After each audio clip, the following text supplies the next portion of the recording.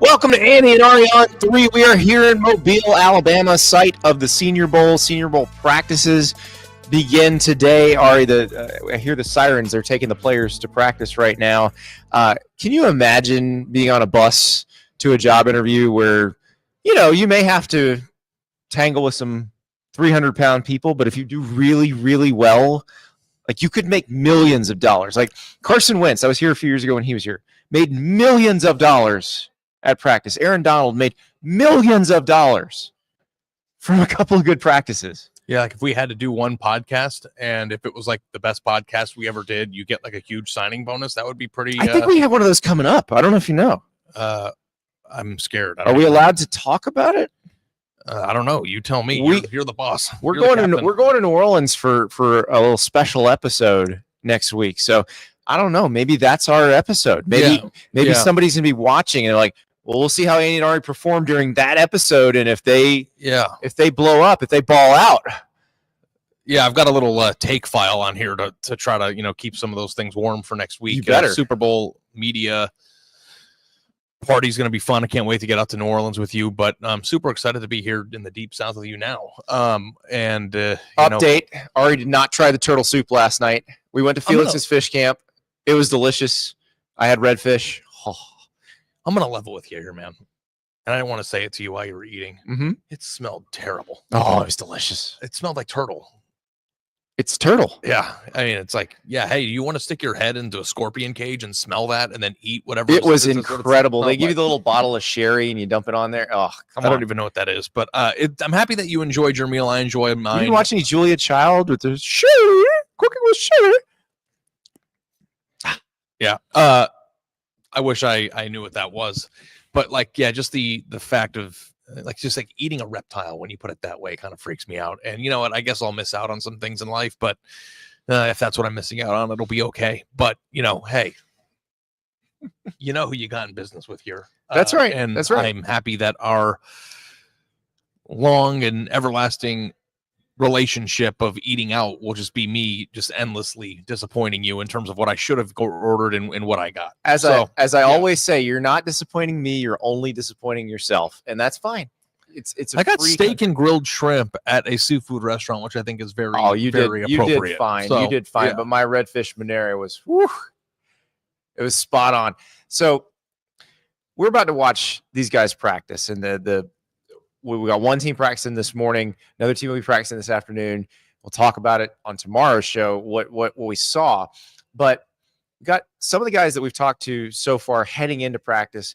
We're going to be talking to Miami Xavier Restrepo, who you said it to him, maybe the most underrated receiver in America. I am so excited to see what this guy does against this level of competition because he just dominated in the ACC. I do think that in the discussion this year of players who got to showcase their ability on big stages because of the expanded playoff, if Miami would have made it, he would have been one of those candidates of the whole country's watching. This guy's incredible. And there's just certain people who are just a joy to watch, Andy. And I thought that he kind of falls under that category of just he's not some big Jeremiah Smith dude who's going to jump over somebody or whatever, but he just has a constant knack of getting open, and when the ball is delivered to him, he makes the catch. And you asked him in the interview if he's ever had a drop, and it's I had a drop this year, and it bothers him. It bothers him so much. But he's somebody who I believe will have I don't know what his round projection is, and I'm sure that will largely be based on how he runs, in the pre-draft, a bit places like here in the combine. But he's going to have a long NFL career. Well, and Puka Nacua had a big week here, and then wound up. He still didn't go super high in the draft, but has wound up being one of the best receivers in the NFL. Cooper Kupp, same thing, same team, obviously. But I just think route running and not just route running, but the freelance ability to get open. He illustrated okay, a play's not going the way it did. Another receiver ran the wrong route. Where can I get open and how can I make a play? And that to me is you could coach a million things. I don't know if you can coach that. And you'll hear him talk about this in the interview. The straight line speed is fine, and the 40-yard dash is fine, and all those things are important. I mean, you just saw Xavier Worthy, who ran a blazing 40 at the combine. You're seeing him help the Chiefs, and I just think the getting open part is the more important part, though. Well, it's like a different position, but isn't that what they say about Travis Kelce as we wind up for the Super Bowl? Like that guy is just got an innate ability to sense where the defense is and just find a pocket and get open. Like, Well, I mean, and, I think also that Patrick Mahomes helps with that too. I heard somebody talking about Travis Kelce and Patrick Mahomes, and they were asking about Kelce's ability to just, even without saying anything to Mahomes, say, hey, I'm going to do this thing and I'm just going to get open and you're going to find me. And I thought about it and I was like, oh, these people didn't watch Mahomes in college. So like, they don't understand that he comes from an air raid offense. Like that is the air raid. Yeah. The air raid is the receivers are supposed to find open grass and the quarterback needs through to repetition at practice needs to kind of get an idea of where they're going to find them. Yeah. So like when Pat Mahomes played for Cliff Kingsbury, that's all he did was rep that over and over and over again. And that's something that Cam Ward did at Washington State. The offense in Miami is a more evolved version. So what Andy's basically trying to say is that Cam Ward is the next Mahomes. Stop. Although Xavier Restrepo had some very nice things to say about Cam Ward. Again, I just got so mad about all the Cam Ward discourse after the Pop-Tarts Bowl. Idiots thinking that the guy would go in and quit at halftime. Like, that's not what happened. Mario Cristobal has now come out and said that's not what happened. They planned it that way. He was going to play a half, and they were going to look at Emory Williams. But Cam Ward is a dog. He is. And Restrepo was talking about, I was listening to him as he did another interview here. He's talking about getting up at 5 o'clock in the morning every morning with Cam Ward, meeting up to throw in the offseason. Like, this is not a guy who is worried about, I had a break, I'm going to break the record and then just dip out. Like, no, he's a dog. I mean, part of that record should be at least on the mantle of Restrepo too, because without him, that's not happening. And Jacoby George was very good. Miami's offense was absolutely incredible this past year. It's a shame that they weren't able to beat Syracuse at the end of the year and showcase their ability in the playoff. But is it when because we saw it with LSU in 2023, when you have an offense that's that good and a defense that just can't do anything. And you've seen other teams, like I remember 2013, Florida had a defense that was amazing and an offense couldn't do anything. They went 4-8. Like, how frustrating must that be to be a fan of one of those teams or to be on one of those teams where you've got a group that is just lights out and another group that just can't do anything right? It's like weird because it's like you're never out of a game, but you're never able to put a game away. Right. Like it's like that weird uncomfortability of just like, no matter who we're playing or whatever, they're going to be able to score. And it's just like, that's something that Miami's going to have to figure out. And I'm sure we'll get into that. But, I think that offensively speaking, that was everything that you possibly could have asked for. And I do believe that, Miami in the playoff would have been able to at least hang in games. They might have given up a ton of points, but I think they would have been able to advance and win some of them. Yeah. I don't know that I would say now with the information that we have that SMU was actually more equipped from a top to bottom standpoint. But then again, maybe Penn State would have scored 60 on them. I have no idea. But like it's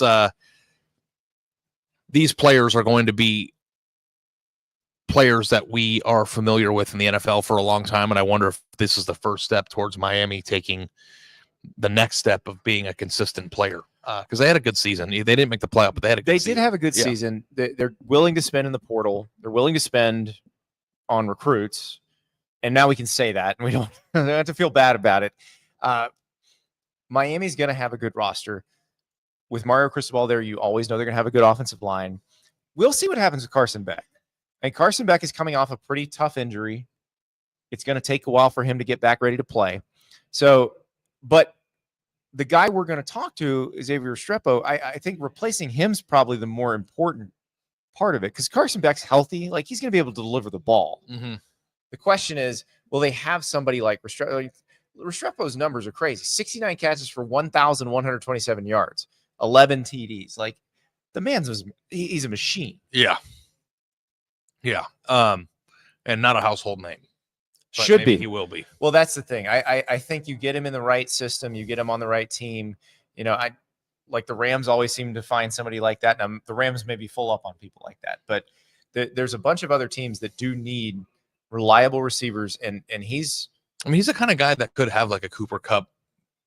I don't know. I don't like to compare, but like he could be like a Puka type season next year. Yes, because he's incredibly productive. He's been incredibly productive at a high level in college. Short hands, can get open, good routes, quick. I mean, that's the combination. I wonder if the team is going to, reach for him because they know how much value those guys or bring to they the don't offense. reach and he becomes one of the biggest values in the draft. But we'll see. I mean, he has a great week here. Everybody's going to notice. So let's hear from Xavier Restrepo, the most underrated receiver in the draft, the guy your team should be picking, and not just because it's a great interview, but yeah, we love it.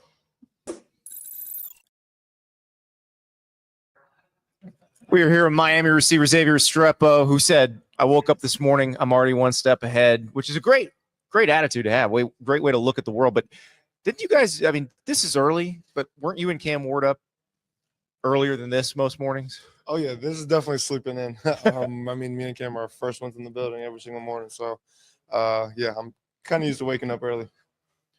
Andy, sorry for my co-host. He introduced you wrong. This is Xavier Restrepo, the most underrated player in college football this year. I mean, how do you feel? I wanted to warm it up to that. No, I mean, I've said it on the show. No, you're right. A million times. Watching you play this year was a pleasure. And Thank you. I'm just wondering, like, when you have a knack for getting open and like never dropping the ball, like I know routes and all the things that you have to, it's all hard work and stuff, but like, is there a natural ability to just get open, you think?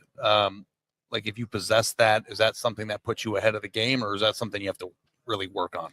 Yes, sir. Great question.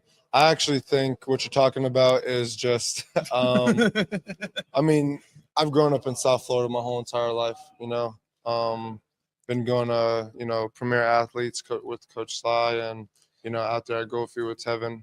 And I mean, if you don't have the urge to, get a rep even, you'll be there for 2 hours and not get a rep. Yeah. And then, I mean, at that, it's like you have 80 guys around you and you better not embarrass yourself. Yeah.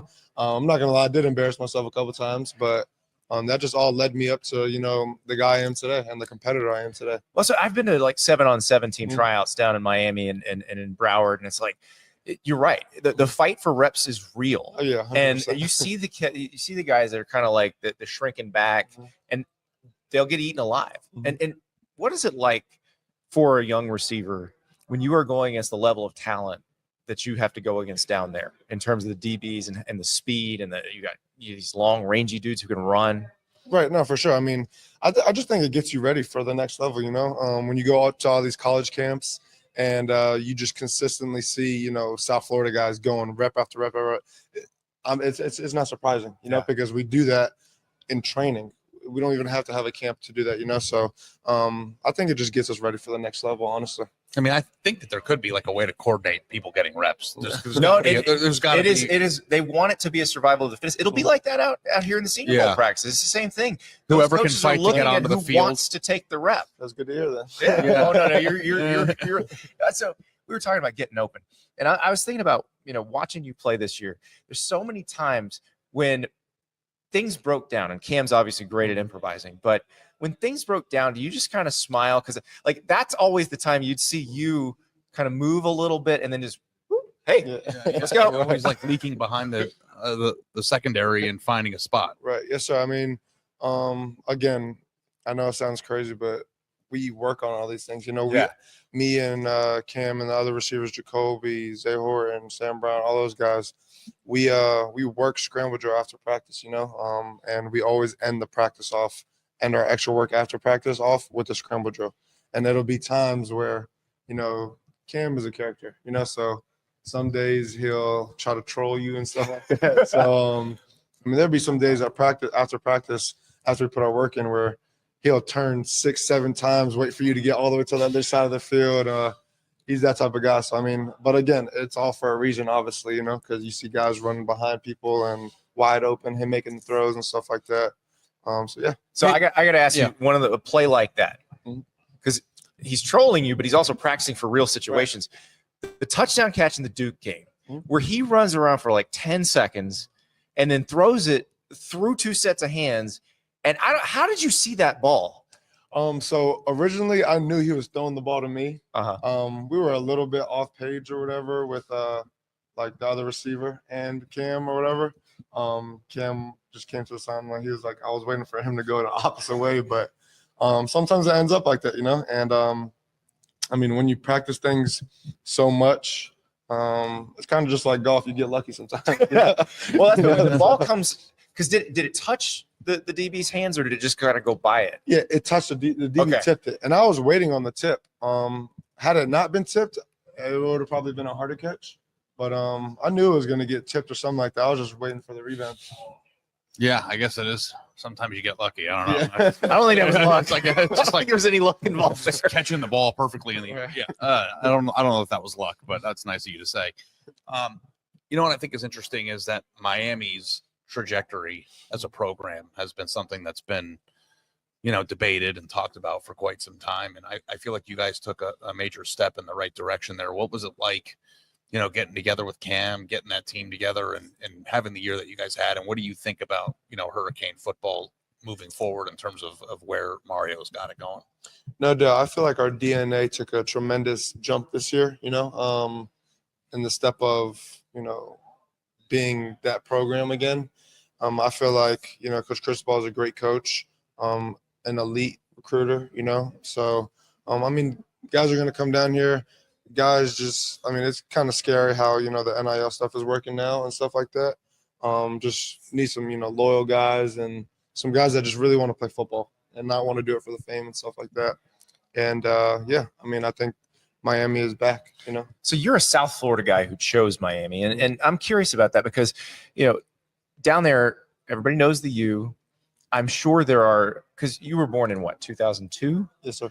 Okay. It's a hell of a year to be born, by the way. Miami football, yeah. Well, they won their last national title in January 2002. So those stories was that passed down from parents, from relatives, like because you didn't get to see that. So yeah, I kind of grew up watching like Duke Johnson and Stacey Coley, those guys. Oh yeah. So I didn't really get to see quote unquote the glory days, But being from South Florida, I'm a South Florida fan, whether it's hockey, baseball, basketball, football, whatever. I was always a South Florida fan. So Kachuk's your guy? Yeah. With the Panthers? Yeah. Was that a hockey thing? That's a hockey thing. He's been getting it done. Amazing player. But, yeah, I've been a Miami fan my entire life. And, again, I didn't want anything other than to run out that smoke. It's Keith Kachuk's son. It is Keith Kachuk's son. Yes, I know who Keith Kachuk is. There you go. But running out the smoke, that's the thing. Like, I wondered if that was still – what does that feel like? It brings me – if I'm being honest, it brings me chills every single time I do it. I like to go in the back, like the last one, just to, I don't know. It's like a mind thing. It's like, all right, all my guys are ready. I see all my guys are ready. Now it's time for me. It's just kind of that mental thing. And every single time I run through the smoke, it's just – just brings complete chills to my body. So guys have different. Some guys want to be the first out. Some guys. So who will always want to be the first out? Usually the captains for that game. Okay. And then there's always guys that love to sprint out there, linebackers, running backs, stuff like that. These guys that are crazy. I like to just soak it all in. Because it did go by fast. I'll tell you that. I think there's this notion that because Miami is in South Florida and Miami. Not the college, but the place is a pretty crazy place that whenever anybody goes on a recruiting visit there, that it's like some insane experience. Like, what is a Miami recruiting visit like? And does it ever go in the off NIL era? Yeah. What are we talking about here? Right.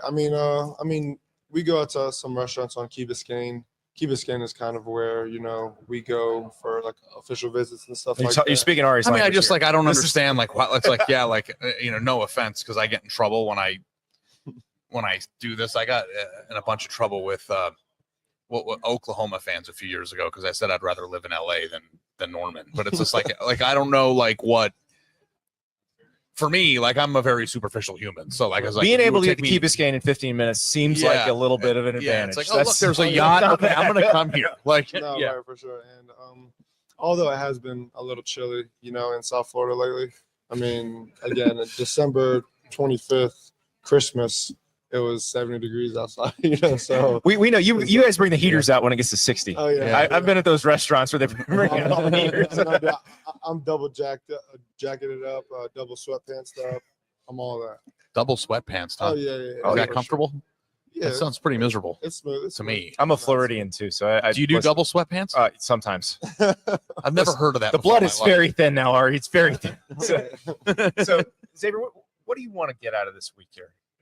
I just want, honestly, some respect, not only to prove others wrong, but to prove myself right. I believe in myself a lot. It's always been that way. And again, I'm just here to create relationships, build bonds with, guys that I'm playing with that, I haven't been able to play with, for the last 5 years. Meeting great dudes, and just enjoying the entire process. This is an event that, not everybody gets to be invited to and soak in. So I'm just super excited for the opportunity. I know you can't say just watch the tape, but aren't you a kind of person who can say watch the tape? I'll leave that for you guys to say. I mean, I do think that the draft process at times, from an outsider looking in, gets too fixated on how well did he do the cone drill and not enough about the tape. The tape is there for me, but you said not just to prove people wrong, but to prove yourself right. But when people are negging your game, what are they saying? What are the things that you feel like you need to improve on, and what are the doubters criticizing? I mean, someone's always going to have something to say, when you're doing things right, you're always going to have those guys, that are criticizing you in every single which aspect, I don't really, if I'm being honest, I don't really pay attention to all the negativity. I know there is some negativity out there. I'll jump on, Instagram every once in a while and see a negative comment, stuff like that. That's the only reason why I know there's negative things being said. But I don't really pay attention to that. I just try to fill myself or fill my mind with, positivity and good vibes. Well, not just the trolls who say things online, but coaches and people that you're prepping for the draft with. What do they think that you need to prove as a receiver? Because catching and getting open isn't one of them, in my opinion. I don't know. What else is there to prove? I guess, I could always improve my speed aspect. I don't think people understand how fast I am. Just because, in the game, I'm really never running full speed. I'm working my way through defenses and stuff like that. So I think speed is definitely a question out there, which is completely fine because, at the end of the day, I'm a football player. I think I get open sometimes, and catch the ball when the ball's thrown to me. Yeah, sometimes. And sometimes all the time. Yeah. And catch it every time. That's what we were arguing. Did you ever drop a pass all season? I dropped a 50-50 ball Duke game, actually. The record-breaking a game. I dropped a stupid pass. I won't lift myself up with that one, but that's all right. You got all the other. Yeah. If it's a 50-50 ball, you got the other 70. Yeah.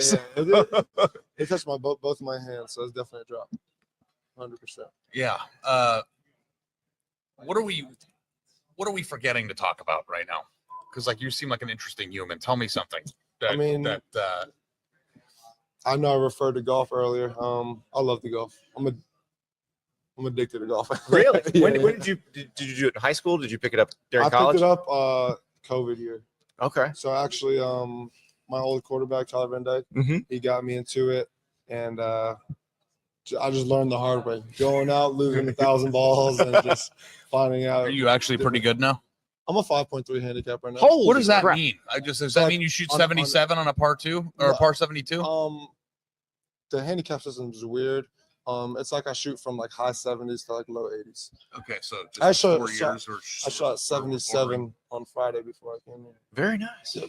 I mean, that's not something that you're supposed to be. So able you're to gonna do be that you're gonna be the quarterback's best friend wherever you go because they all play golf. Yeah, for sure. But there's a few guys Brandon Dorless last year was an Oregon Dillon. Now he's a Broward guy, Yeah, but his dad was a golf pro, so he's a huge golfer. Really. So if you wind up playing with him, you I got. mean, that's just the funniest thing about athleticism too. Is just I've tried to play golf before. It's I think it would take me more than 4 years to shoot that well. Because you're not an elite athlete like this one. Is that what happens? Does that translate to golf? Yes. I mean, I'm more of a shot. Incredible hand-eye coordination.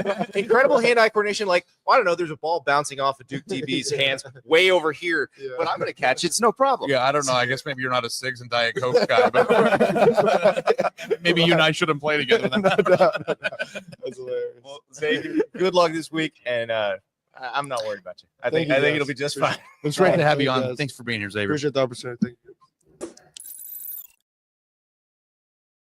That is Xavier Restrepo from Miami.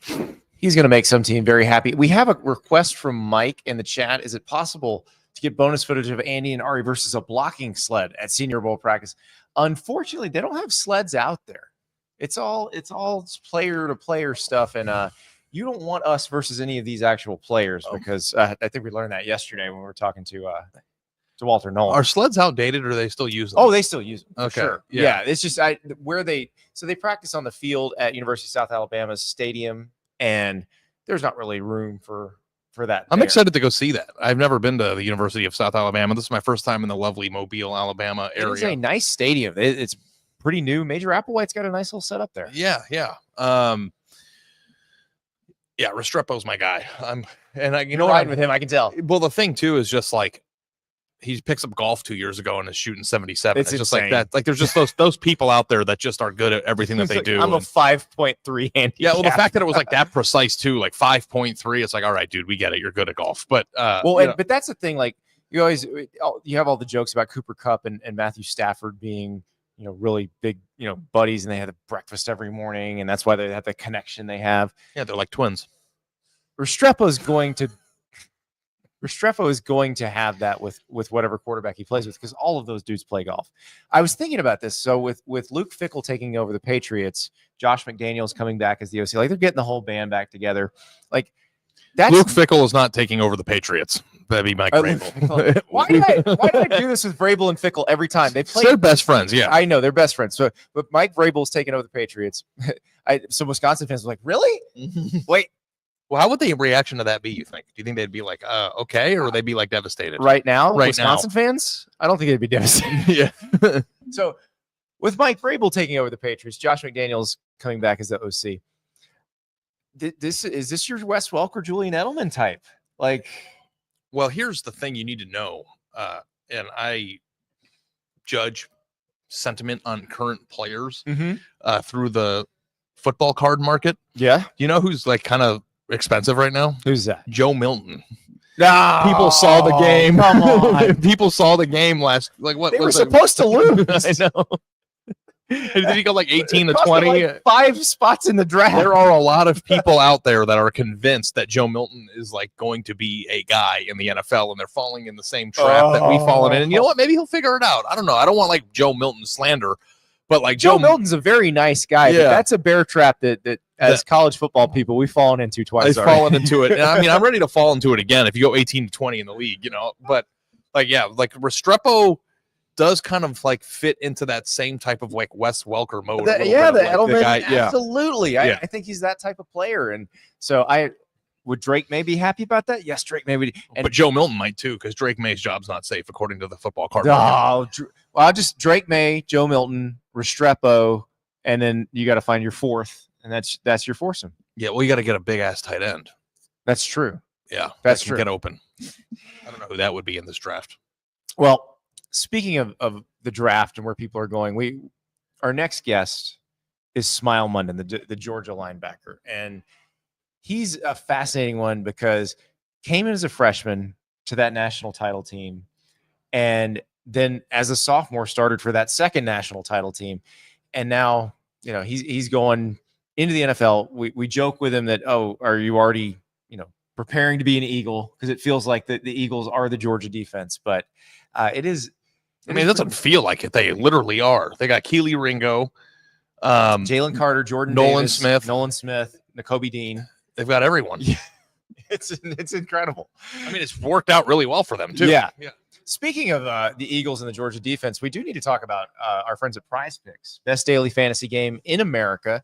Download that PrizePicks app. Use the code STAPLES. Play $5, get $50 instantly. So all of those former Georgia defenders are going to have to deal with Patrick Mahomes. Now, you only need to worry about Patrick Mahomes throwing for a yard if you take the almost free square that PrizePicks is offering for the Super Bowl. If he goes more than 0.5 passing yards, you win that square. The way PrizePicks works, you pick multiple squares, as few as 2. The more you pick, the higher the potential payout.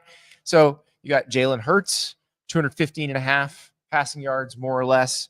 You got your Travis Kelce, 62.5 receiving yards, more or less. You got your Saquon Barkley, 112.5 rushing yards, which is an insane number for an NFL. Like, that's more than Ashton Genty in the college. I mean, every single time he plays a football game, he breaks off an 88-yard run. So, I mean, it's had this debate yesterday, and I'll have it again. It's just like, is he the best running back of like my generation in the NFL? Like, Derrick Henry's Derrick the Henry other one in the mix. Yeah. I think very different players. Saquon's probably the more versatile one. Derrick Henry is probably, I don't know. I don't know if you have overall. like super individual seasons like LaDainian Tomlinson when I was a kid and stuff. Derrick Henry has done it again and again. Now it may be because when Saquon was at the Giants, he didn't really get to do. We didn't get to see all Saquon could be. Maybe it took going to the Eagles for us to realize what Saquon could be. Now, we saw him at Penn State. He could do all those things there too. The Giants booth is like right there, dude. So just he's relax. gone. Okay. Also, I think he'd agree with us. I think he'd agree with us. Yeah, I think so too. We watched the GM decide to give Saquon away. You know what they're doing right now, though? It's like the dude's. There's a dude right there, and you're talking about how hot his ex-girlfriend is right now. We are absolutely doing that. So sorry, Giants. So sorry. But he probably would agree in that scenario. It doesn't mean it's not heartbreaking. But Saquon's been so good that that PrizePicks number of 112.5 rushing yards does not feel extravagant. It seems likely for the Super Bowl. Yeah. So download the app, use the code Staples, play $5, get $50 instantly. All right, let's talk a little Smael Mondon because he played on one of the most talented Georgia defenses, one of the most talented defenses we've ever seen. Yeah. 2021 and 2022. This is, and we've talked about this a bunch on the show. We talked about it in relation to Ohio State this year, that we may never see a team stacked like that talent-wise. And I think Ohio State's defense was probably the better example because they were absolutely loaded top to bottom, that starting 11. The Georgia defenses of a few years ago weren't just loaded in the starting 11. The two deep was but that's the high difference, NFL right? draft picks. Like that's the difference. It's like the second stringers on that Georgia defense came back and formed a completely different team the next year that also had an awesome defense. Yes. So it wasn't just like 1 year, it was multiple years of depth kind of coming out and doing it. And then of course it led to national championships. So like that defense, I mean, I don't even know if I would say that Ohio State was that because next year they're not going to be that. If we look at where these guys are going to get drafted, it won't be the same as the Georgia. Well, it's not even the draft. It's Ohio State's defense next year also being awesome because all the players who did not play this year came back and were awesome next year, which is like that's the depth that we're talking about. Yeah.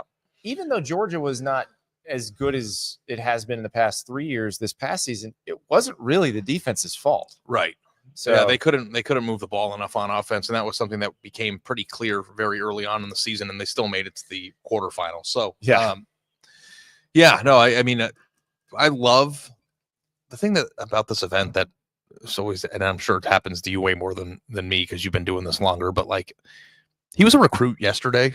I know. You know what I mean? Like now it's just like he's a 5-star kid who's just like, oh yeah, everybody was excited about him, and it's like, oh, we're just sitting here talking about how he's gonna prepare for the NFL draft. And that's kind of how it goes. And certainly the players who went through Georgia have my respect because they went to a place that was already loaded, knowing that it was loaded. Yeah, they knew they wouldn't play right away, and they that's a hard thing to do. That's it's also like when you've been great in high school and been the best player on the field at all times. Yeah, it's like going to a personal trainer that knows he's gonna kill you, but it's probably how you get the best result. Like I think it's a normal thought process that isn't so normal anymore. And the fact that Georgia can continue to carry out the way that they coach and the way that they develop and obviously the way that they stack is why that team and program have staying power under Kirby Smart. Let's talk about all of that with Smael Mondon. It's probably just because he's addicted to Twitter. I don't know if he sees it or somebody shows him, but his eyes gonna get on it though. We are joined by Georgia linebacker Smael Mondon, and we were talking before we started recording about how Kirby Smart sees and hears everything in the Georgia program. Did you have a tweet or an Instagram post or anything that got called out in a team meeting or that got you called in the office? Nah, I wasn't really big on because I don't really post a lot anyways though. Yeah. When I post I be trying to be extra careful because I don't want to be that guy that's posting nothing crazy. I know you're way younger than us, but if we would have had social media in college, I would be dead right now. So it's probably I wouldn't have a job. I know that because we didn't have to think about that. Yeah. What is that? I am curious what that's like. Because Athens is a small town. Everybody knows who the football players are. Mm-hmm. How on high alert do you have to be when you're in public that just all eyes are on you? I mean, yeah, it's the thing you gotta be like aware of for sure. Just because like you don't want to be doing like the wrong thing, and somebody catch a clip of it or somebody records you, and you're probably not even doing the wrong thing, but it just looks like that. Well, just even if they catch you talking like in a rude tone of voice, like they're like, we'll see what we got. I can't even imagine that fishbowl. But also the flip side of it is it's a pretty great place to be when you're winning football games. Yeah, for sure. Yeah, it was my last 4 years there. It was like the best 4 years ever. What was it like? So your freshman year was 2021. Yeah, the first natty year. You get in there and you look like you're looking at the defensive line in front of you, and it is Jordan Davis, Jalen Carter, Trayvon Walker, Nolan Smith. Does it amaze you that there's that much talent like in one place? Yeah, now for sure. Like me and Ty, the other UJD lineman came down here, we were just laughing about that the other day, talking about like how when we came in, we thought we was gonna like play as freshmen. Ty was talking about he seen Trayvon, and I was like, man, I seen Quay, and I was like, yeah, I can even laugh. Like, Quay Walker was your wake up, like, oh, that's not a human being. That I'm like, I was like, man, I got to take this serious. Yeah. I mean, it's just like I can't even fathom, like, just even with the way that the sport's headed of having that many good players, but like being a part of the teams that did some really special things at Georgia. I mean, what was it like just to kind of be on that journey, even if some of them happened before you were, at your prime there? Oh, no, it was good for sure. Like the first natty year, like to see them go in there, like see how they went about their business, see how they like went from week to week, like, and every week was like a new week. They didn't really try to look past nobody. Like I feel like that helped us a lot the next year. Yeah, we went 15-0 and then won that next one. Well, did it feel like the second time there was more pressure on you guys? I wouldn't necessarily say like more pressure because it was like a different team. Like overall, like we had like it's kind of like a new defense. Like a lot of people, like a lot of the big faces that was on there, Jordan Davis. A lot of them left out. Like N'Kobe Quay, a lot of them left out. And then on offense, a lot of those guys left out. So it kind of felt like a new team. So it was like refreshing. What is it like when you're taking on the N'Kobe and Quay are gone, and you have to take on a leadership role?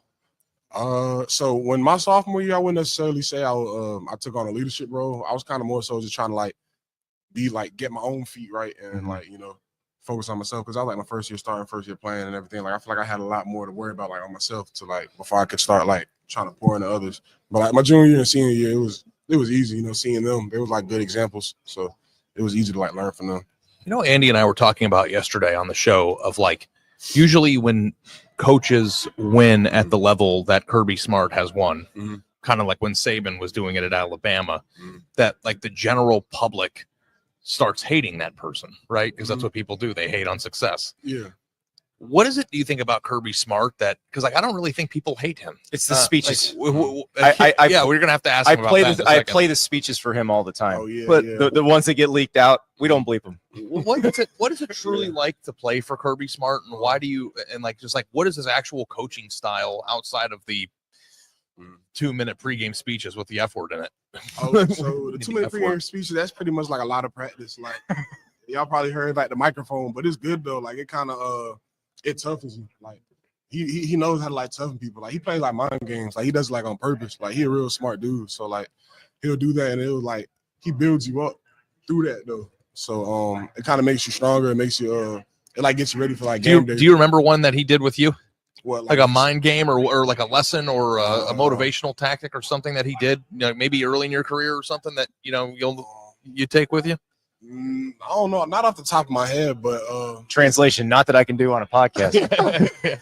Yeah, but nah, he was real good to me though. Like he's somebody like I credit a lot of my success to, like him and Coach Schumann for sure. Well, it's interesting. Because I talked to Will Muschamp about this a few years ago, and I said, everybody says that people are changing, players are changing. You can't coach them hard anymore. I'm like, I watch you guys, and you coach them hard still. Yeah. What is it about? Is it you guys? Is it that you particular guys who picked Georgia want that, or is it that they managed to do it without crossing a line? Nah, I mean, they definitely let you know that like before you come to the school. And then if you ask around to the players, like when I was a recruit and I would ask the players that were there, or like the players that are getting recruited in high school, they would ask me about what Georgia was like. Like they know that coming into it, and like they accept that because like they see the results of it. So like a lot of guys know that going into it. Yeah, I mean, well, when you see how many draft picks are coming out, Yeah. you understand too that like, hey, good players are going in, but great players are coming out. Yeah. You know, you kind of like know that's part of the deal. Do you think that's the reason why George has been able to maintain, excuse me, its success over the years? Yeah, for sure. I think like consistency, like in everything. Like Coach Smart, like I say, every year is a new year. Like it's never the same team, so it's always like he always kind of like not necessarily like reinvent it, but like it's like a different. I don't know. I want to say like a different approach, but like it's like a different team. Like you can't just try to do the same thing you did every year. But it is like a formula we use though, if that makes sense. I kind of like said two different things, but like I don't know. Andy always plays whenever I'm like, we do a Friday or Monday pick show where we're picking the games, and it's like, George is playing a team that's really good, and it's a 1-point spread, and I don't know, and he just goes. You hold the phone out and just play like a pregame Kirby Smart. It's always the one. It's either the one before y'all went and played Florida. I want to say in freshman. Yeah, well, the halftime one when he's talking to one of the offensive linemen at halftime, and he's telling you it's 0-0. Somebody want to break somebody. That's right. Yeah. Nah, that's that mentality he instills in us for sure. Yeah, that's I just. That fires you up though. Well, no, for sure. I live in Gainesville. I went to Florida, and when Florida fired their last coach, I wrote that the athletic directors just listened to that speech over and over again and realized that's what you're up against every single day. Probably. So, Smael, I got to ask you this. So, with this pre-draft process, are you just ready to move to Philadelphia? Have you already started? I was going to say, you just go on Zillow in Philly. I mean it'd be like a dream, for sure. Like to go up there with like a lot of the guys, like just recreate the entire Georgia football program in the NFL, and they're also doing doing what they're 2021 doing. defense again. No wonder they're the Super Bowl. I mean, bringing the defense back over there, Georgia over there. Yeah, but really, any team I go to, it's like a dream, for real. Like I don't really have like a. You know what I'm saying? I mean, I actually do think about this though, and I know you're at a job interview right now, so but it's like, what's it like that your home could be LA, it could be Seattle, it could be Cleveland, it could be Miami. Like you have no idea. Like it could be literally anywhere, and and that's gonna happen. What, in 3 months, 2 months? So like. What's it like being in your position of like, well, it's going to be good no matter where I go, but like also having zero idea of the type of city you're going to be at, the area of the country, or even like the climate? Yeah, I ain't even thinking about it like that. I kind of got my stomach turning when you got. Oh no, I'm sorry, man. I mean, it's a good thing. Yeah, no, it's a good thing though for sure. And you'll probably have a nice place no matter where it is. That's a good thing. Yeah, hopefully, But I haven't really like, cause me personally, I didn't travel like around too much in like the U.S. So like I don't really like. I've been to a couple cities, but like a lot of the NFL teams, I've never been to that city though. So it's like it's gonna be somewhere new, like for sure. Yeah, I'm trying to think of like Georgia, like in the SEC. You're not. Well, and you're from Dallas, Georgia, so you know Atlanta's not far away. So it's not like you hadn't been around a big city, but no, but I can imagine that he's never been to Seattle or Portland, right? And you know San Francisco. Well, I grew up in the South and didn't travel much, and like I didn't see New York till I was 25 years old. Like. It was wild seeing all that stuff for the first time and how different people live. So yeah, that is Ari. Now you got him. I mean, I think that's like really super exciting. But it is like you're going on a new adventure here. So it is crazy though. But I've been excited though. My family really excited. So before we let you go, what's your goal here in Mobile this week? To go out there and just do the best I can. I had some foot problems, so I just really go out there and show them like my foot not an issue. I finished the season good on it. Felt the best I ever have, since my sophomore year, if not better than that. So just go out there, show them the foot not a problem, and just have fun, fly around, and compete. I think that's what they call that. Do you call Kirby right? Yeah. Do you call Kirby right before practice? Like, coach, I need like 30 seconds worth. Just go. Break these. I was texting him the other day though, when I was on the way to the airport in the Uber, and then like he kind of said some stuff. I was like, I bet.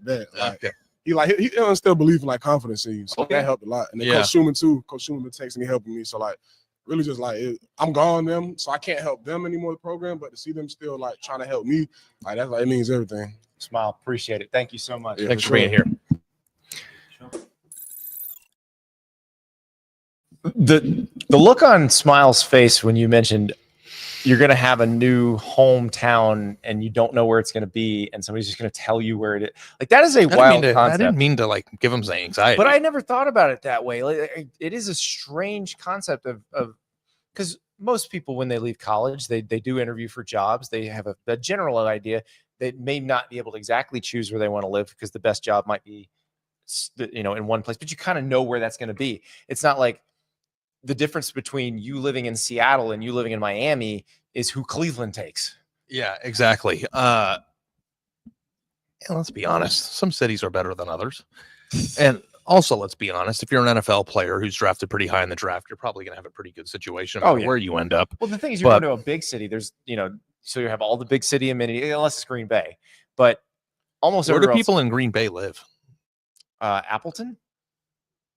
That's where all the Packers live? I don't know where they live. I don't know where Appleton is. How far is Green Bay from Milwaukee?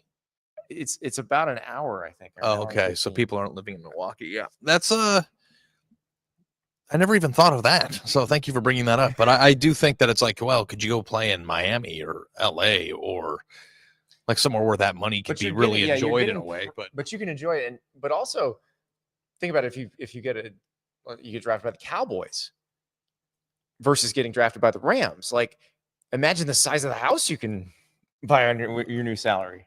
Oh, Dallas is a terrible example. Probably, it's cheaper than LA. If we've just experienced, buy a house in Dallas in the zip code or the area code that you want your kids to go to school before buying a house somewhere else and then having to sell it 2 years later to move into that zip code.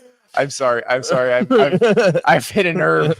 Yeah, no, Dallas is a nice place to live. And the thing about Dallas is too, you can there's a lot of different areas to choose from in that area too, because they're training camps up in Frisco, but they're also playing in Arlington. It's kind of a weird. Right. You can basically decide how close to the city. But what's the worst NFL city?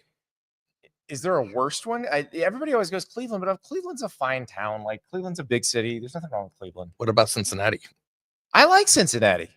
I know, but it's like Northern Kentucky's a wonderful place. Northern Kentucky is a wonderful place. Yeah, but I feel like if you are somebody like Smael, who's basically just been a Southern kid who hasn't gone to a lot of places, like the idea of moving to Cleveland or Seattle is probably pretty intimidating. But, also too, playing at Georgia, they played in a lot of neutral site, big dome games. So he's been around. I was going to say, environments there's no NFL environment that is going to intimidate a guy who played. No, I just mean like Georgia from a personal life. Like living in Cleveland. Yeah. It's always got to be Cleveland. It's funny. And as we show Detroit. So, yeah, Detroit's another one. Yeah. Some nice suburbs in Detroit, though. Yeah. Oh, Scott Aldrich, Buffalo. Buffalo is probably the worst place. Everybody loves Buffalo. Like the people of Buffalo are wonderful. But I'm saying from a cultural standpoint, a weather standpoint, it's probably not. Yeah. That would probably be because it's cold. The worst NFL market for like a Southern kid to just have to move to get dropped into. Yeah. But it might be the best team to go to. So that's the other thing too. It's like play with Ed Oliver and Josh Allen. Would you want to go to a good team in a crappy market, or would you rather go to a bad team in a good market? I don't know. DB said, I made first impression judgments that Brett Bielema and Miami players were world-class heels. 2 Andy and Ari interviews this week have proven me completely wrong. Cheers. That's the thing. When you get to know some of these guys, like I love that everybody is as passionate about the teams they love and the teams they hate as they are. And I think that it helps us. It gives us a job and it gives us a way to make a living. But the thing is, on the hate side of it, just remember, these are all people. Like, and there are going to be some players who play for the team that you might not like a whole lot, where you love the dude. And or you would love the dude. You would absolutely love him. Yeah. It's always, but like, that's also too, like, we're going to do the hate rankings at some point next week, I think. The hate rankings are a lot to do with the colors on their uniform than it is about the actual people. But it's like Brett Bielema is a big personality. Yeah. But also too, it's like, I don't think if you hung out with him and had a beer, you'd be like, oh, this guy sucks. No, this guy's awesome. Yeah. So like but you know what? I don't ever want to talk people out of hating people, because that's like 80% of the sport. The passion is the biggest part. I mean, what's more important in college football, the actual hate of your opponent or the love of your team? It's the only sport where people take. I know, but I don't know, like, if like a Pittsburgh Steelers fan like goes to bed at night happy because the Browns stink. Like, that's not the way. I think it works. Yeah, it works differently in college, where there's personal satisfaction gained by what's Schadenfreude, right? Like, that's the whole thing. And it's like, it's more prevalent in college football. Fans are happy when Alabama is suffering, vice versa. Alabama fans are happy when all. And there's like an output or a feeling that is associated with it that doesn't exist in other sports, pro sports. Well, if you would like to not suffer and just be happy all the time, get yourself a State and Liberty black waffle knit hoodie. This is amazing. I love this thing. It is tremendous. State and Liberty, you do not have to sacrifice comfort for quality or for fit. This is a place that, if you're somebody who works out, who takes care of yourself, they're going to make sure that they accentuate what you're doing. And it's not one of those things that you're getting a shirt that has a big gut on it for all the people with the big guts. No, they make sure you're going to look good. The stuff holds up in the wash. It's incredible. So from suits to dress shirts to polo shirts to stuff like this, very casual hoodie I can wear just about anywhere. StateandLiberty.com. Use the code STAPLES and you get 10% off your first purchase. They don't go on sale very often. So load up. Code STAPLES, 10% off your first purchase. Speaking of loading up, we talked to Smael Mondon about getting to Georgia as a freshman and seeing all that talent. Imagine you're Mason Taylor and you walk into the locker room at LSU as a freshman in 2022. Jaden Daniels, Malik Neighbors, Brian Thomas Jr., Will Campbell, Emory Jones. Like, that's insane. I mean, this guy has been around from high school to the pros to college. Yeah. I should say. And then now going into the pros, a lot of not just good football players, like transcendently good, like Pro Bowlers, and from a very early age. A Hall of Famer. Jason Taylor played for the Dolphins. Uncle is Zach Thomas, Hall of Famer who played for the Dolphins. Is Zach Thomas married to like his dad? Jason Taylor is married to Zach Thomas' sister. Okay, so, right. Yeah. Or what was married. Yes. Yeah. But yes, that's how you create a great LSU tight end who is hoping to become a great NFL tight end. Here is Mason Taylor. We're here with LSU tight end Mason Taylor. All right, I'm going to start just right off the bat. You're a freshman. You catch a 2-point conversion to beat Alabama in Tiger Stadium at night. Mm-hmm. What are the next 48 hours like after that? Definitely crazy. I mean, taking in that surreal moment, definitely life-changing moment, and just I was blessed to be in that position and be on that play call on the other side of the field. So I mean, it was a blessing. It was definitely a great time. Are you like, this college football stuff's easy? Like, this is. Oh, I wouldn't say all that, but yeah, it definitely made my confidence shoot up a little bit and definitely made my game a lot better. I'm going to be a little bit more specific on Andy's question. What were the next 4 hours after that? I'll just say a great time. It was a blur. Yeah. I do not recall that. So you've got obviously some people you can lean on in this process. Your dad played, Hall of Fame career. Your uncle is a Hall of Famer, Zach Thomas. What have they said about this part of it, the job interview piece of it? It's very important. Like you said, it's the biggest job interview of your life. And I think just being where your feet are and just being yourself was the biggest thing. Don't go change who you are, display yourself. You're selling yourself. So being yourself and just being the natural you is what they told me to do. When people are very interested whenever somebody has a very famous dad and uncle, right? Mm-hmm. How much in actuality do you feel like you lean on them or need them in this process, or how much of your just own experience at LSU and doing everything that you did in college is enough for you to feel comfortable going through this? I mean, yeah, like you said, going through college, just building up that confidence and just knowing who I am. Yeah, I can go through this process by myself, but definitely having the opportunity to see what it's like a little bit beforehand and just all that has definitely been great. And them telling me, like I said, be yourself and just be your natural self is definitely important. All right, so 3-part question. We're not supposed to ask these, but I got to. Most amazing thing you ever saw Jaden Daniels do, game or practice? Most amazing thing you ever saw Malik Neighbors do, game or practice? Mm-hmm. Most amazing thing you ever saw Brian Thomas Jr. do, game or practice?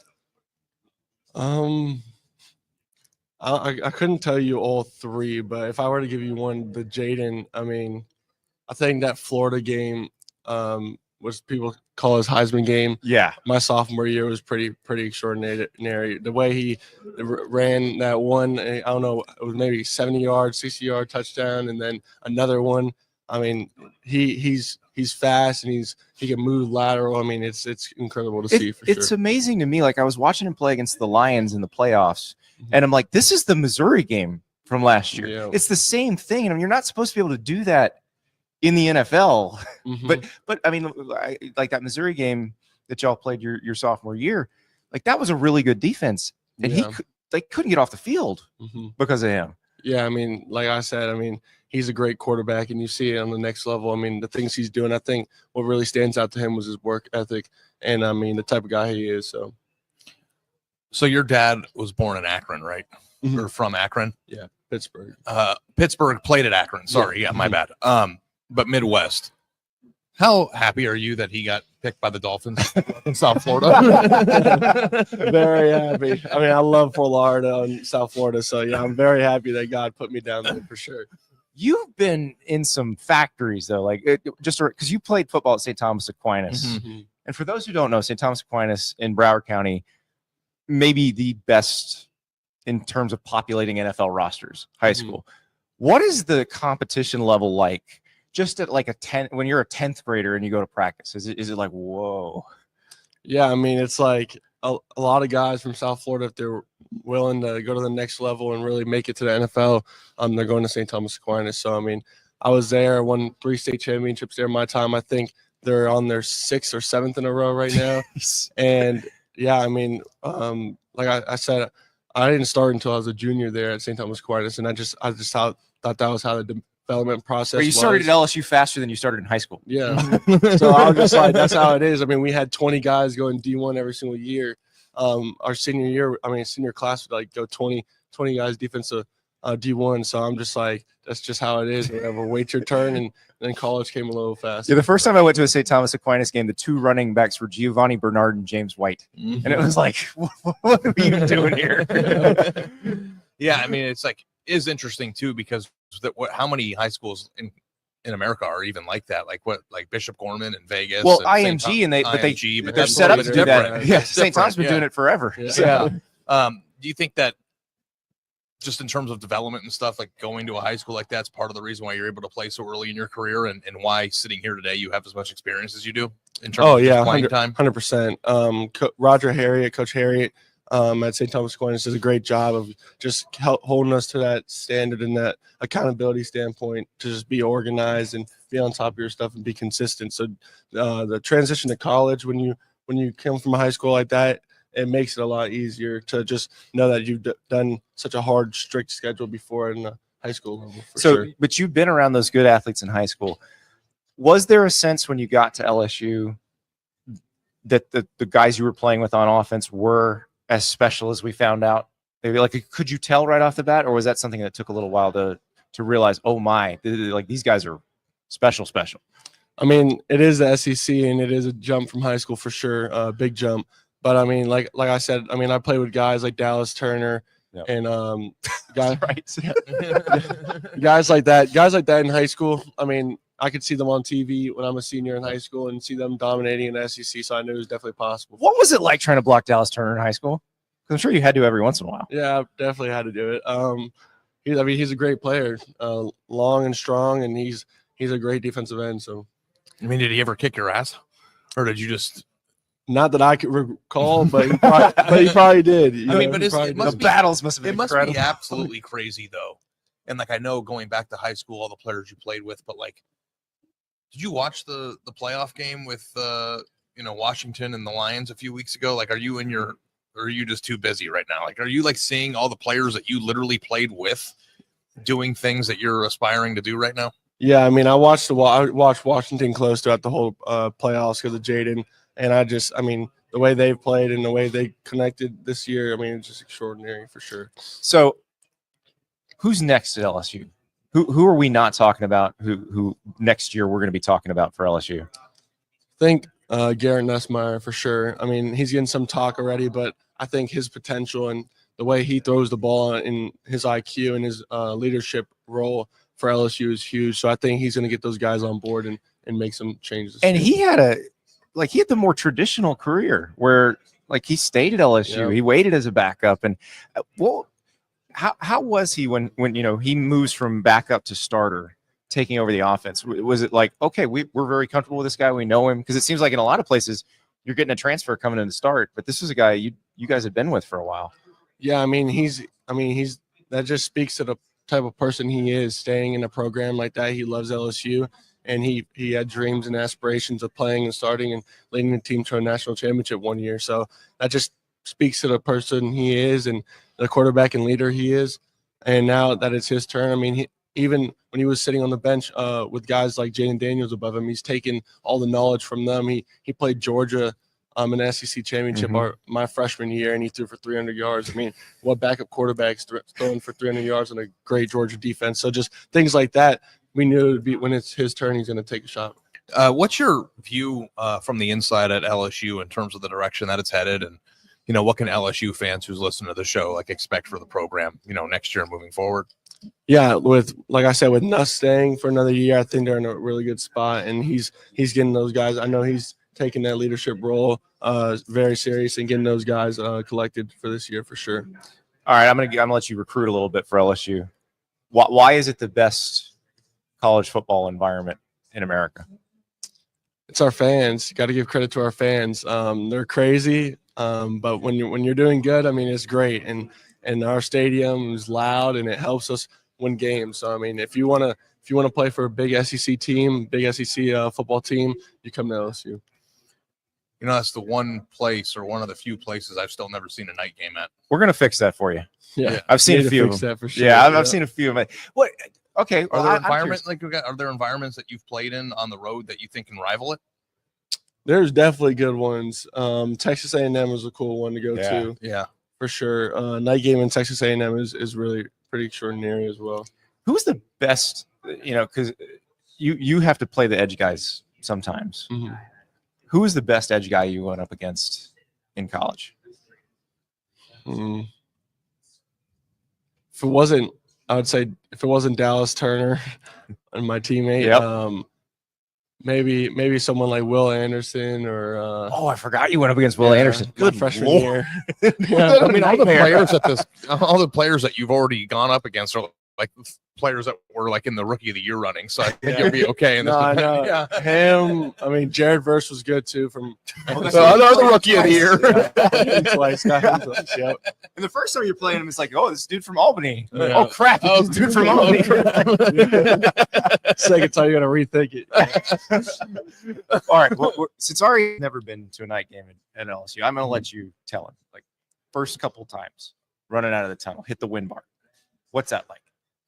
I mean, it's just a crazy feeling. My first time actually running out at LSU was my first time playing, or like my first time being in the stadium was my first time playing. I didn't take an official visit, a day game or anything like that. So my first time actually seeing it crowded was me running out the tunnel. So I mean, that itself was just a unreal moment. And it's a crazy atmosphere, loud. I mean, they bump the music in there. They scream. It's a crazy environment for sure. I've never heard that before. Somebody who had never been there for a visit during a game saying it like that. That's what you need to see. They put guys in the NFL. Yeah, no, I know. Yeah. No, I know. They win national championships. Like, check. We get to the most important thing. Let's just get right to it. I'm driving home through Baton Rouge because I live in Dallas and I drove here. Mm-hmm. What should I get for dinner? Baton Rouge. Okay. I've been to the Chimes before. Okay. But I don't know if that's like a LSU. These guys all have a Canes deal. Spot. I think Phil's Oyster Bar. Ooh. If you love oysters and love like Louisiana seafood, all that stuff. I don't know. I tried to get him to try turtle soup last night and he wouldn't. Have you had turtle soup? No, I've never had. Would you want to eat someone's pet? I mean, I'll try it. Thank you. I eat anything. Thank you. Well, like I just like I don't know like what's your take on eating at a nice seafood restaurant in Louisiana alone? That's the thing. Phil's is a nice place you can do that. They get a bar too. Oh, okay. Yeah. Okay. See, look, this is a veteran right here. This Yeah. is a guy who's ready for the NFL. He knows when you're on the road by yourself, you just sit at the bar. Yeah. Like, do you eat alone? Are you like a go to the restaurant alone guy? I sit at the bar and read it, but no, I don't read a book. But yeah, You read a book? I gotta travel for work a lot. Sometimes I'm eating alone. Yeah. But you sit at the bar. Sometimes you make a friend. There's a game on usually, so you watch little hoops or something. Yeah. See, Mason is an old soul. I can tell already. Yeah. Well, that's what happens when you're playing against first round NFL. Yeah, Dallas Turner's whipping your ass as When you're sophomore. 15, yeah. Mason, thank you so much. Thank you. Appreciate it. Thanks for being here. So Steve in the chat says, Andy, what's on the menu for tonight? Puppy or kitten stew?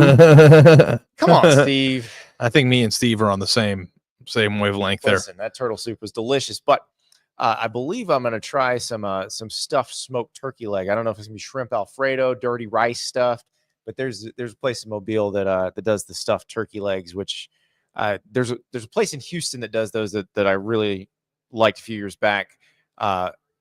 It seems like it's taken off. I'm good with that concept. Yeah, you're okay with that, right? You're a very adventurous eater.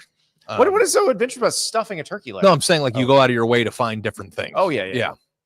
I'm kind of a what's the best burger in the city? Let's go smash that kind of guy. But like I do think that traveling with you, I have tried some things and have gone to places that I wouldn't have otherwise gone. That I mean, I do like we were talking about it at the restaurant last night. It's like if I were in Mobile without Andy, I would not have gone to Felix's fish camp. Like I wouldn't have. I wouldn't have known to go. Touristy places there, but sometimes the touristy places are still good, and it's one of those. Yeah, so, and the touristy places are just like kind of like a flavor of the place. And I like the other option was Olive Garden, so like I'm happy that we went with like the local. I like going to local places.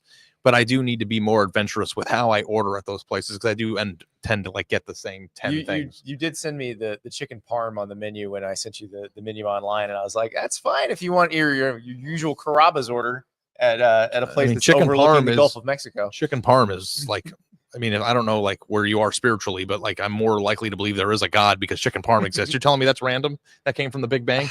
Okay, all right. Let me know. Let me know what you think about that. It is magical, and there are certain things that are simple but beautiful, and I think chicken parm. Yeah, fried chicken with cheese and marinara sauce on it was with over some noodles. Yes. Yeah, and if they offer it on the menu, then it means that that there's a reason for it. Like there's a lot of like really good football players walking by us right now. One of the Senior Bowl teams has just walked in. There's one team already headed to practice. The team that practices a little bit later is walking in now. We were watching some future first, second, third round type picks, and they are much larger than you would imagine. Yeah. Let's get a look at Dillon Gabriel's custom helmet for the Senior Bowl. Remember he played at UCF, at Oklahoma, and at Oregon, so he's repping them all. He's got the OU on the side, the UCF on the back, and the duck wings on one side too. That's pretty cool. Yeah, pretty sweet. Yeah, it is like interesting in this new era where they used to put the logos of the other teams on there. Now you just have your own. Like the guys used to trade. Like their equipment manager would send them down with a bunch of helmet stickers, and they would trade. And so you'd see the guy with like 5 different logos on his helmet who he traded with. Now it's just the 5 teams you played for. So speaking of guys who transferred, Caleb Love transferred from North Carolina to Arizona a few years ago. Did you look that up? Alma mater. No, I just knew that. But Caleb Love hit a buzzer beater last night that was like half court doesn't do it justice. This is one of those I woke up this morning and I'm like, did you see the half court shot? That's a 3/4 court buzzer beater. Like that is spectacular. It tied the game against Iowa State. Arizona goes on to win. By the way, I don't know about you, Ari. Like Arizona, Iowa State playing in basketball feels weirder to me than any of the Big 12 football matchups that were new this year. Last night when I got to the hotel, Andy, I thought, I'm here alone. I got a private space. I'm going to bet on this game tonight because all my friends are talking about it in the group chat, and I'm going to watch it. And then I just fell asleep. I kind of wish I would have stayed up to see that live. Dying though. Yeah, well, I would have been dying, but also I would have bet Arizona. Of course, you're a proud alum. I'm a proud alum. What is that? Wildcats. Let's go. But yeah, no, I think that like that those types of moments are really cool, and it's kind of cool to see the highlights this morning when I woke up. And the thing is, like, usually you only see that is like the desperation heave at the end of a half that doesn't really affect the game all that much. Like the biggest one of those that ever was launched, and it didn't make it, but it was the Gordon Hayward shot against Duke in the national title game. Yeah, and I remember watching that one live. I was at the game. I was covering the game, and I'm on press row, and I don't think, because it all happened so fast, I did not fully appreciate, like, oh my God, if that had gone through, Butler wins the national title over Duke. Like, for that to happen in that setting would have been one of the 5 most iconic moments in sports history. I will never forget watching the Duke players watching One Shining Moment. So they're standing on the stage, they got their pieces of net, watching One Shining Moment. And half the Duke team, when they show that shot, looks at it and goes, oh God. Yeah. We came that close to losing. So, college basketball getting ramped up. We want to talk about it a little more on the show as we get toward March Madness because I love college basketball. You're just gonna have to teach a me lot of college fun. basketball for the It's- next few months. It's fun. It is fun. And we had the Tennessee Auburn game the other night that I watched. Janai Broom coming back for Auburn. He was fantastic. So Totally. it's time. It's that time of year.